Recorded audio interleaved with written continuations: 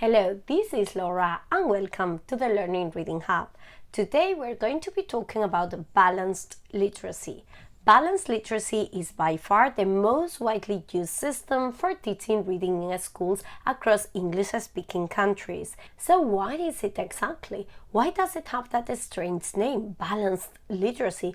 What is that we're trying to balance out here? Don't worry, we'll cover all of that in this video. By the end of this video, you'll have a very clear understanding of what balanced literacy is and also what exactly it is that you can expect if your child is being taught to read using this approach. I will start by giving you a little bit of theory and some very important background information so you can understand why balanced literacy has ended up dominating the school system.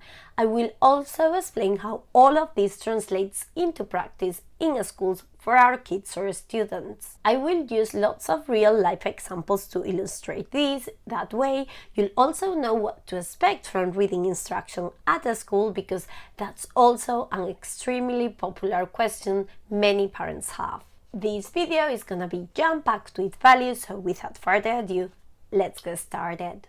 Okay, so before I kind of joked when I said, oh, what is it that we're trying to balance out here? Well, actually, this is no joke at all. There are two things that are being balanced out here.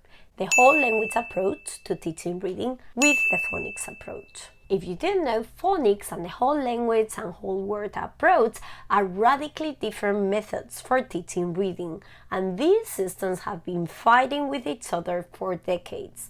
There's even a term for this, reading wars. And even though the war seems to be sort of over now, in the past this was no joke. In fact, just to illustrate how heated all this got, listen to this story. Back in 1990, at a conference, a phonics proponent called M.J. Adams indicated that phonics and phonemic awareness were essential for becoming a truly skilled reader. A whole language advocate who was at the conference got so upset by Adams' presentation that said, "Someone get a silver and this woman, she is a vampire." Apparently 3 witnesses at the conference recounted this story, and that is documented on the book Essentials of Assessing, Preventing and Overcoming Reading Difficulties by David Kilpatrick, which is where I found out about this story myself. But look, the war between phonics and the whole language approach goes way back than that. Rudolf Flesch, a well-known Austrian-American author, on his book Why Johnny Can't Read, also pointed out to the problems of the whole word approach back in 1955. He offered to tutor a boy, Johnny, who had been held back in 6th grade because he couldn't read. Johnny couldn't even read a simple word such as kid. Why? Well, Flesch realized that no one had told Johnny how to sound out words, how to decode. In other words, no one had taught Johnny phonics. Even though the book became a bestseller, it didn't move the needle for real changes in the school system. In fact, in 1981, he wrote a sequel, Why Johnny Still Can't Read. As you can see, positions were rigid. The air was extremely tense and the issue was even political. So how did the war end? Did one side win? Let's see. After years of the whole language approach dominating the scene and the way in which reading instruction was being taught at schools, many people started to advocate for changes because, as mentioned before, Johnny still couldn't read. It was evident that something was not right with reading instruction, as reading scores were static and poor. This situation led to major inquiries into how teaching was carried out. Inquiries are addressed to policymakers so they can assess a situation and make changes. For instance, the 1998 report Preventing Reading Difficulties in Young Children, written by Catherine Snow, Susan Burns, and Peg Griffin, normally simply called the Snow Report. One of the main recommendations of this report was to stress out the importance of phonics. The alphabet code should be taught from the first year of instruction, and children should have regular and systematic practice to gain mastery in phonics, vocabulary, fluency, and comprehension. I know your question now, did phonics win the war then? Did these findings translate into practice in the classroom? And what does this all have to do with balanced literacy? In answer to the first two questions, did phonics win the war and did these findings translate into the classroom? Well, yes and no. The issue was still hot and political. The proponents of the whole word, whole language approach did not really change their mind. And we're not talking about a minority group here. There were many and they were very influential. So to calm the waters down came the balanced approach. The balanced approach was the middle road solution, or the compromise that was taken to keep both sides happy. By the way, before I forget, we have a video on the channel that explains how radically different the whole word approach is from the phonics approach. I'll leave you a link over here and also on the video description. Let's continue. So great compromise, right? That's good. It's always good to sort out differences, try to find middle ground, etc., etc. Or not? Well, let's see. The balanced approach takes bits from the phonics approach and bits from the whole word approach. So children are going to learn the code, but at the same time they are going to be introduced to strategies such as word guessing or memorizing words. But how does this work in practice? How can you go about unifying these two radically different approaches? Is it even possible? Well, I think it's time to see real-life examples. So normally these days, in most schools from the first year of instruction, children will receive phonics training. So they are taught the alphabet and letter sounds.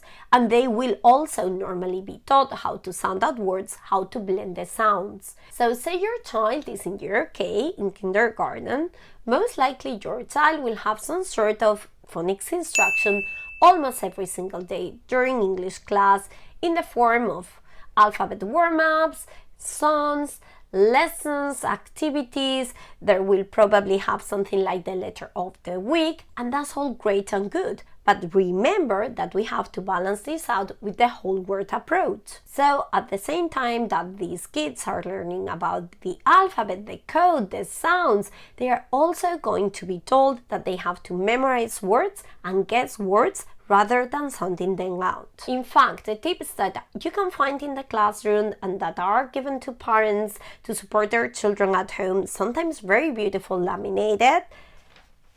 Sorry, I thought I had an example here.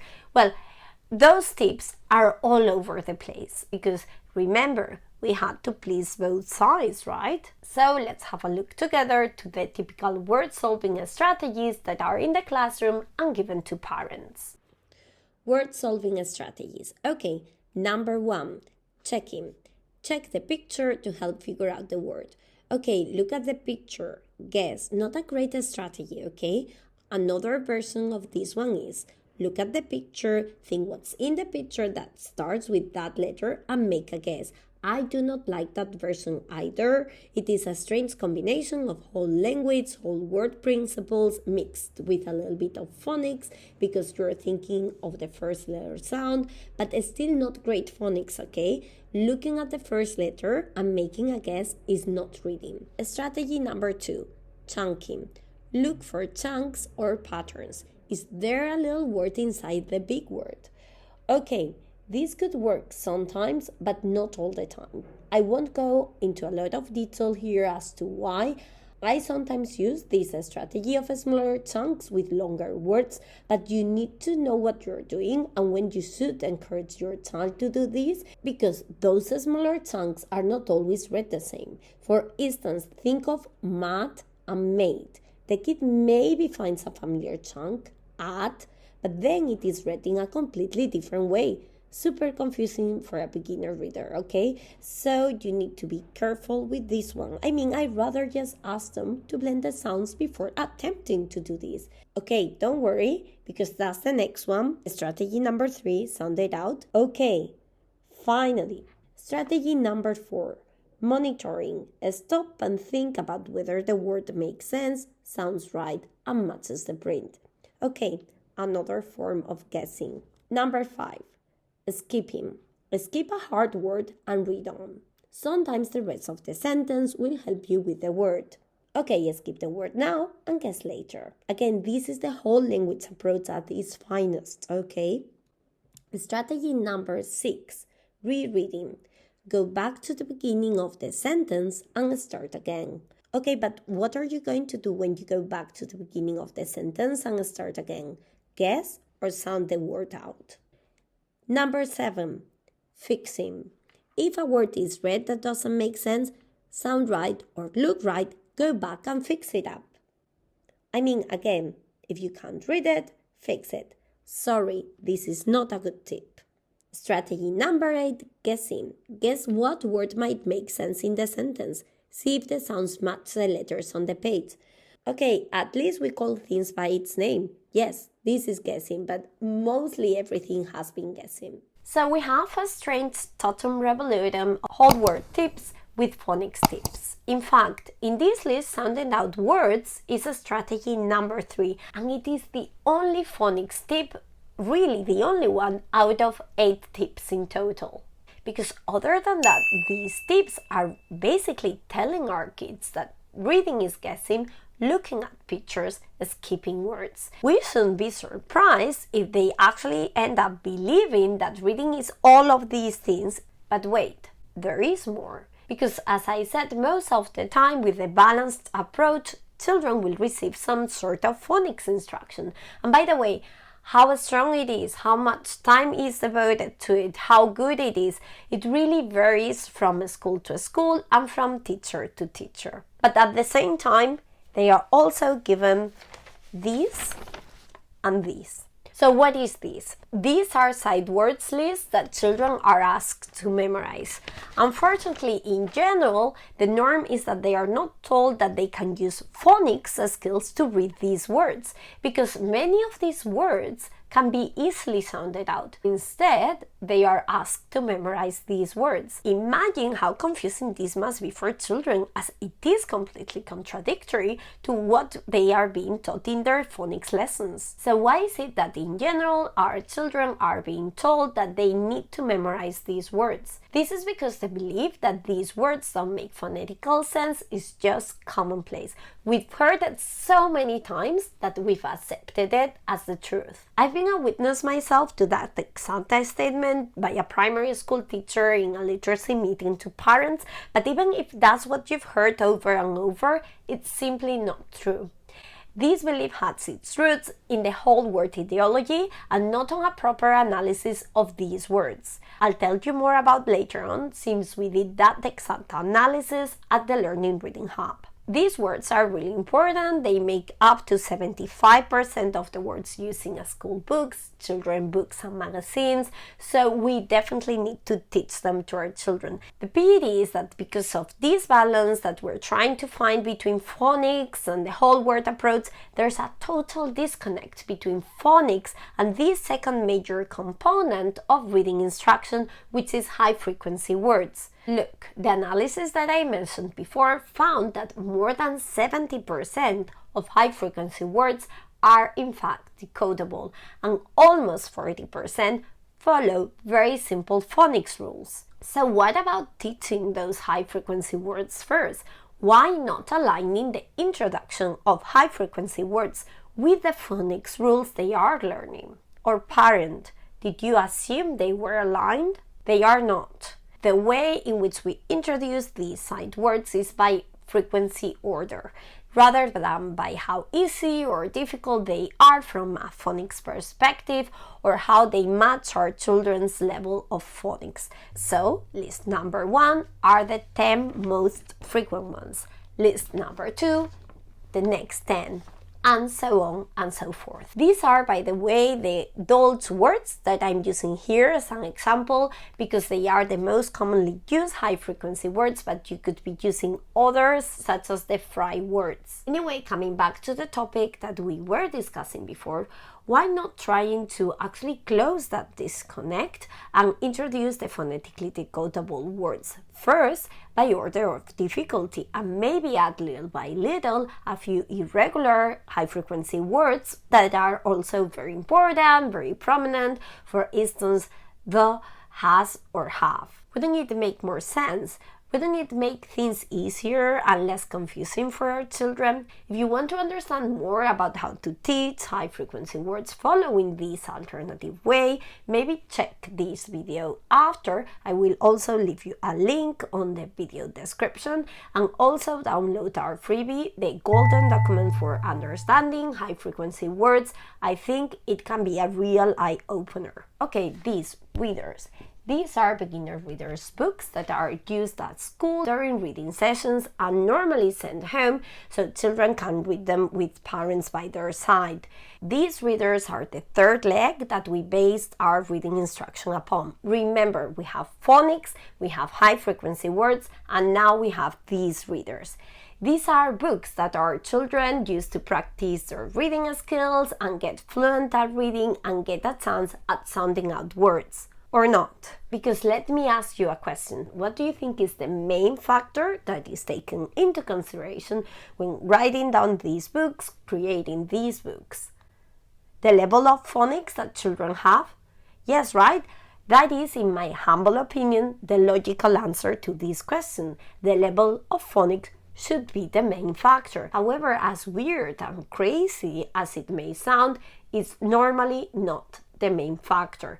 In fact, as far as I know, the readers most commonly used in schools, not saying in all of them, but in most schools, for beginner readers, have what's called predictable text, rather than phonetically decodable text. I've spoken about this topic a few times already in this channel, but I'll repeat it again anyway because it's so important. However, I won't go into a great level of detail because if you want to know more about this topic, I'd recommend you watch this other video. I will also leave you a link on the video description. Okay, so when it comes to beginner readers, there are basically two types of books: labeled books and phonetically decodable books. Even though on the surface they look very similar, actually, they present substantial differences. A decodable reader is a book with text that your child can easily read just by sounding it out. Decodable books only contain words with patterns, phonics rules, or sight words that your child has already been taught. So, for instance, if your child has only been introduced to the sounds of the letters M, S, T, P, A, that book will only use words that contain those sounds. On the other hand, labeled books use predictable text. The predictability of the text, together with the use of supportive pictures, make it possible for the child to figure out the words just by looking at the pictures, by the context, or simply by how predictable the text is. They can read by guessing instead of sounding out words. In other words, labeled books make it really easy for your child to guess, and this is on purpose. This is by design. Why is it that there are so many differences between decodable books and labeled books? They are tools for different teaching methods, and I'm sure you've already guessed which method prefers decodable readers and which one prefers labeled readers. Labeled readers are the favorite tool of advocates of the whole word approach to teaching reading. On the other hand, decodable books are an essential tool for any good quality phonics program. For extra clarity, let's see together an example of a book that uses predictable text. Let's go. I like dogs. I like cats. I like bunnies. Just by looking at the picture, what do you think this is going to say? You guessed it. I like turtles. So why is it that we're teaching phonics and then asking children to practice their sounding out their skills using predictable text? I guess that the answer is that we want to keep both sides happy. And also, look, I understand. At the beginning, labeled books can give you the false impression that children are really skilled readers, that they can read more difficult text, that they are very fluent because they can read so quickly, but that's sort of fake. And that fakeness, that scam, only starts to be evident later on. And also reinvesting in new books, phonics books, can be a lot of money for the school. and that certainly can play a part. And finally, there's also the difficulty of writing interesting books when you're quite limited with the sounds that you can use, with the words that you can pick. As remember, we have to align the text with the level of phonics of children. That is why decodable books sometimes get a bad rap of being boring, of not being engaging, etc. In response to that, I'll just share a couple of points. The first one is don't judge, don't look at these books with your adult eyes, but from a children's perspective. Sometimes you may think that they are silly books, that this story is not interesting, but for children, they are interesting. Beginner readers don't need a complicated plot. In fact, they need something that is simple and maybe funny. Second point, as with everything, the quality of the phonics readers varies a lot. So go for good quality decodable books. And if you want a handy list, and a very comprehensive one as well, of good quality decodable book options, I will leave you a link for you to check on the video description. To finish up this video, I also wanted to stress out that the quality of the phonics instruction, how much time is devoted to it, how organized it is, how aligned it is with the rest of the factors we've seen, how far it goes, varies from school to school. What I've explained here is the norm, the most common scenario, but phonics instruction differs from school to school, from teacher to teacher. And also don't assume that because a school is a fancy one, that they'll have it all figured out, that they are going to be using the best methodologies. That is not always the case, and there can be true hidden gems. At the end of the day, it all comes to the human factor, the teachers, the mentality of the people running the school, etc., etc. On the other hand, if you're planning to homeschool, then you're going to be able to influence all of these. Maybe watch this video next, because all of the curriculums that I share with you in that video are good quality phonics programs. Also, very soon, I will be launching free for my audience this book, How to Teach a Child to Read from Scratch, the Formula of Reading Success. Check the video description. It might be already out in the world by the time you're watching this video, and if not, you can join the list to get notified when it does. I wish you lots of success with reading instruction. If you found value on this video, please hit the like button. That really helps the channel. Thank you so much for watching. Bye and see you on the next video.